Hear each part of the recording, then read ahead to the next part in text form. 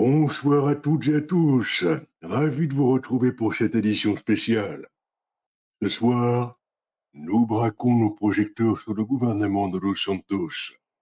En effet, depuis plusieurs jours, les tensions et les échanges virulents se multiplient sur les réseaux. En cause, un climat de défiance grandissant autour de l'exécutif, accusé notamment de promesses non tenues et d'une communication jugée peu convaincante. Face à ces critiques, le gouvernement défend fermement les accusations, mais peine à contenir la colère d'une partie de la population. Messages hostiles, pétitions de destitution et mobilisation en ligne témoignent d'un mécontentement qui ne cesse de prendre de l'ampleur.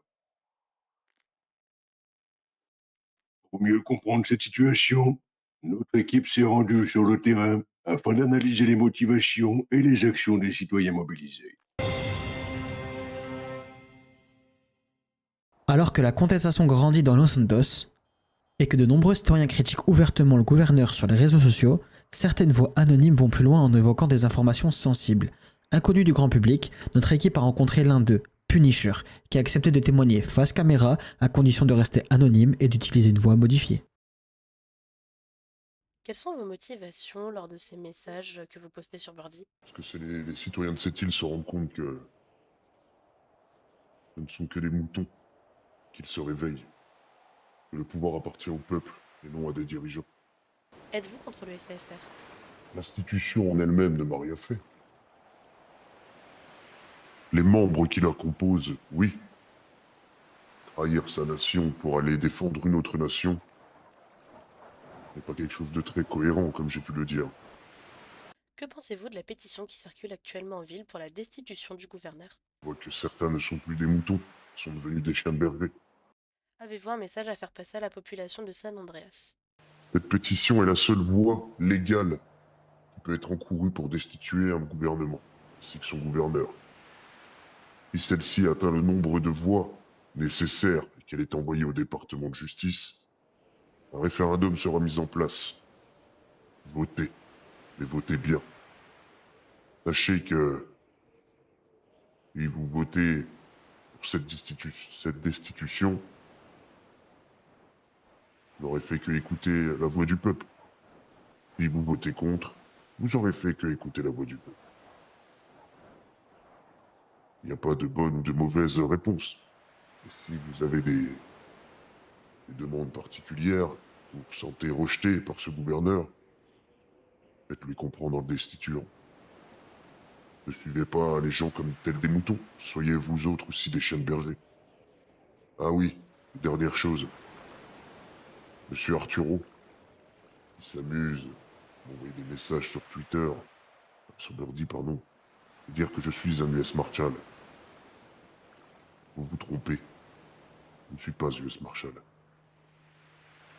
N'essayez pas d'entacher la fonction d'un agent ou son département.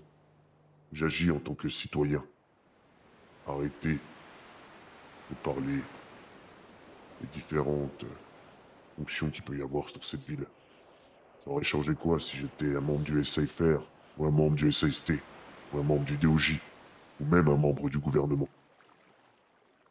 Étant donné que j'agis en tant que citoyen libre, et non en tant que membre d'une de ces institutions.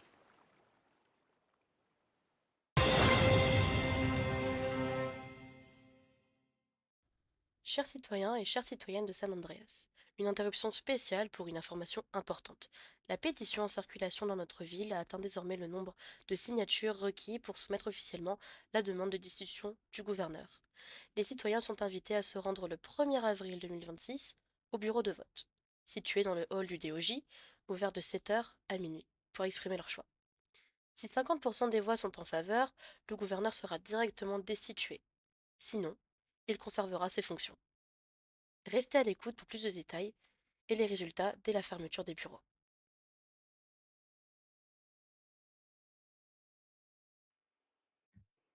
Ainsi s'achève notre reportage consacré aux tensions qui agitent actuellement le gouvernement de Los Santos. Une situation à suivre de près dans les prochains jours. Les réactions continuent de se multiplier et pourrait bien influencer les décisions à venir. Reste à savoir si l'exécutif parviendra à rétablir le dialogue et apaiser les inquiétudes, ou si la contestation continuera à s'intensifier. Messieurs, mesdames, c'est la fin de cette édition spéciale. Merci de nous avoir suivis. Très bonne soirée à toutes et à tous. Et à bientôt pour une nouvelle édition de votre journal.